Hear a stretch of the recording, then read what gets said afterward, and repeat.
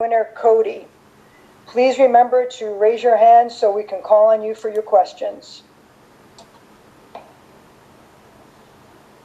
You should be, we are live. We are live.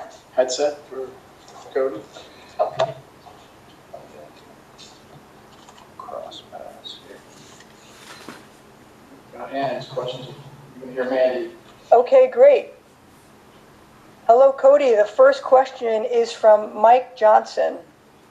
Okay. Go ahead, Mike. Hey, Cody, how are you, sir? Mike, I'm outstanding. How are you?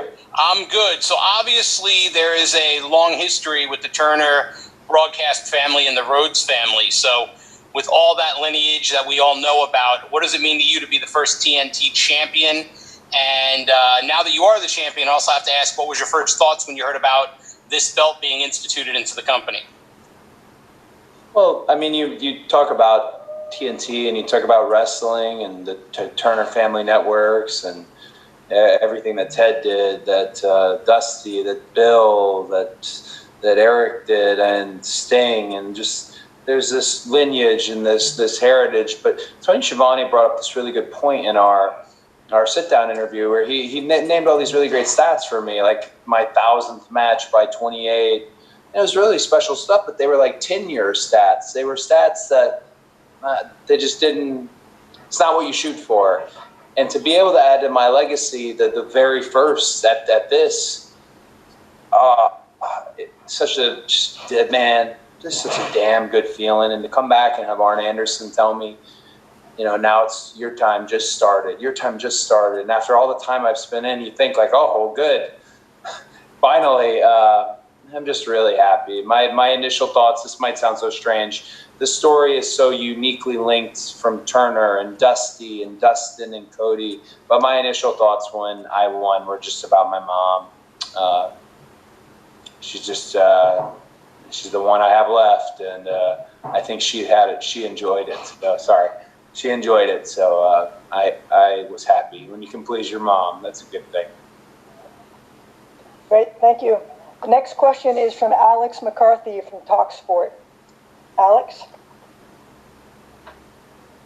Hey, Cody. First of all, congratulations, my friend. Thank you. Really good match, really good.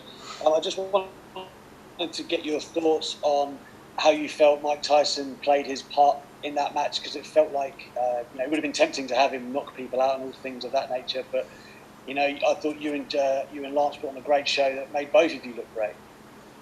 Well, Lance is probably one of the top 3 people I've ever been in the ring with. We're not best friends by any means. The recruitment of Lance Archer to AEW, Tony Khan and QT Marshall were really, they were the ones who were on that search. And I questioned that search, and I have no questions anymore. It's one of the top 3 opponents I've ever had. I cannot wait to step back into the ring with him.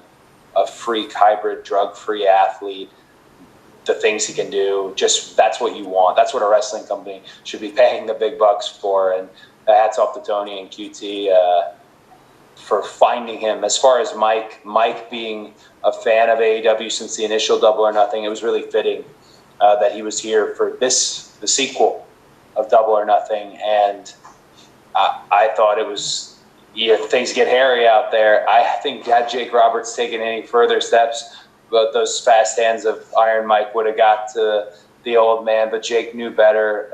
Special moment to have Mike there, and for so many reasons, but just surreal. I mean, that's the best way to really describe it. Him being out there is surreal. I've seen Mike Tyson every fight. I've seen him in the ring with Steve Austin, and tonight he handed me this, and that very just surreal. I don't think I'll wrap my head around it anytime soon. Thanks. The next question is from Dave LaGreca, Sirius XM.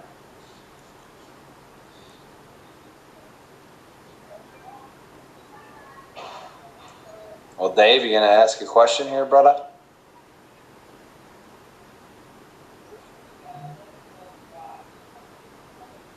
Cody, can you hear me?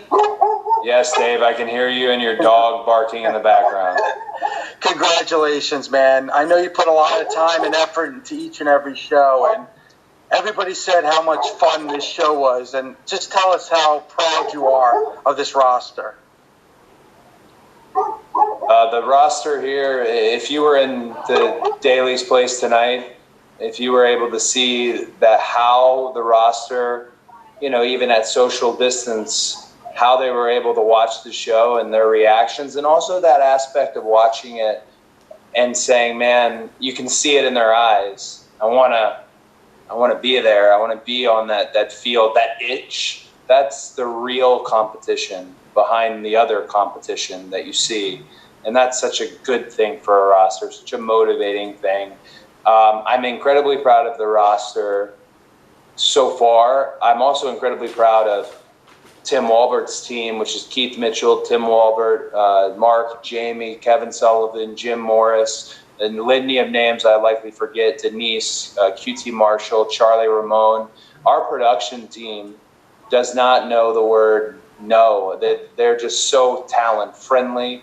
One of the biggest things, and this is a side story, forgive my rant here, but elsewhere, I noticed there's this disconnect between production and talent. They talk like truck drivers to each other, and there's a lack of family. And one of the first things I told Tony, and Tony is an absolutely wonderful boss who's instilled it, is that can't be that way here. We got to know each other. We got to be able to speak to each other. We got to help each other tell these stories in the ring. And man, no place on earth does it like AEW in terms of the symbiotic nature between production and talent. So I'm, of course, very proud of the locker room, but I'm incredibly proud of what they were able to put together production-wise. And that's all those names I listed, plus many more for this show, for Double or Nothing. It's what a show you can't forget. The next question is from Mark Raimondi from ESPN. Hey, Cody, congratulations on a great show. Thanks, Mark. You guys have made the most of a very tough situation down in Jacksonville, no fans, and just everything going on in the world.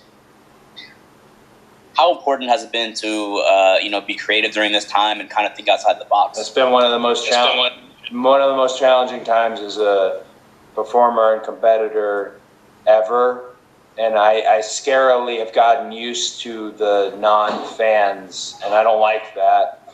I want to get back into arenas. I want to get back with fans. But Frankie Kazarian, he's had a couple of drinks. He comes up to me. He had a wonderful pay-per-view for himself, but also Frankie's a big leader behind the scenes.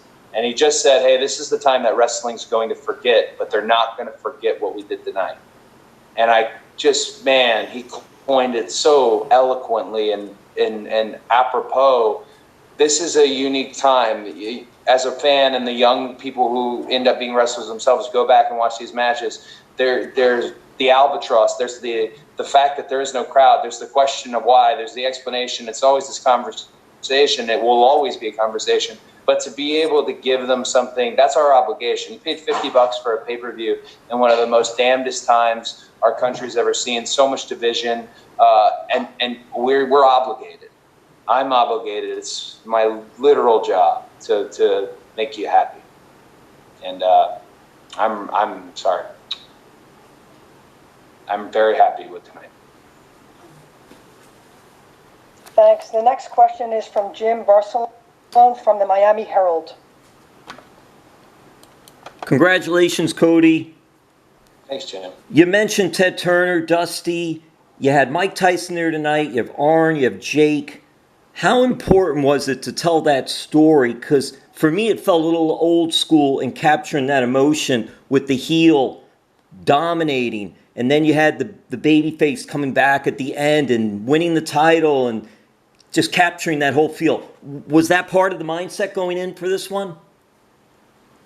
Well, I think, not to be too inside, but I do think everything I do is old school. And I'm not really trying for that. It's just the wrestling style I prefer. I'm going to put it out there because I get really tired of hearing it.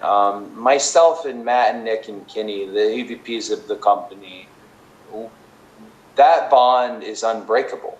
We don't have to be best friends. It's an unbreakable bond. And what they do, what Matt and Nick do in terms of the Deadpool style of wrestling and breaking the fourth wall, what Kenny does with the DDT-inspired elements, and what I do with Crockett-inspired and Dusty-inspired elements, that's what's always made the freaking group work. We don't have to agree. We're not supposed to, actually. We're supposed to give you these different flavors. And I watched, the Stadium Stampede. I watched it when it was put together, and I watched it just now, and watching people watch it is so damn enjoyable. And you mentioned old school. That's the flavor I like to bring.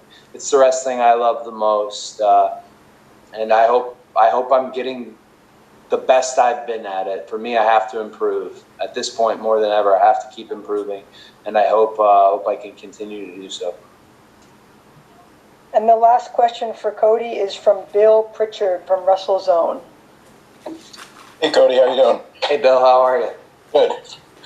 So the other day you said that you didn't get a chance to look at the title yet, and now that you've seen it, I just wanted to, get your thoughts on what it looks like, and maybe if you know any of the design cues or anything comes to mind when you look at it from the past. Well, the part that is the most special, and Tony Khan pointed out to me, is the mansion. It's Ted's. And if you've driven by Techwood and you see the studios and Sam Linsky and Brett and Kevin Riley and all these wonderful individuals who have believed in us and given us this new home, this is a mansion. And the guy hand-painted it. And I know Tony has already told you all this already, so it's not breaking news, but this isn't even the final belt, the actual silver-plated title, which has the shine finish and the extra details due to the COVID and the pandemic. We didn't have it here, and we will have it maybe even as soon as this week's Dynamite. But man, I don't know if I want it, because this is the one I got handed, and I'm sorry, I'm very somewhat emotional this evening, but this is the one I got handed, and I think it's the coolest damn thing I've ever seen. Thank you, Cody. Thank you. I'm done, right? I can leave? You're done. Thank you, Mandy, so much. Whoever's up next will be awesome. Thanks, Leva and Raph, for setting this up. Thank you very much. Thank you.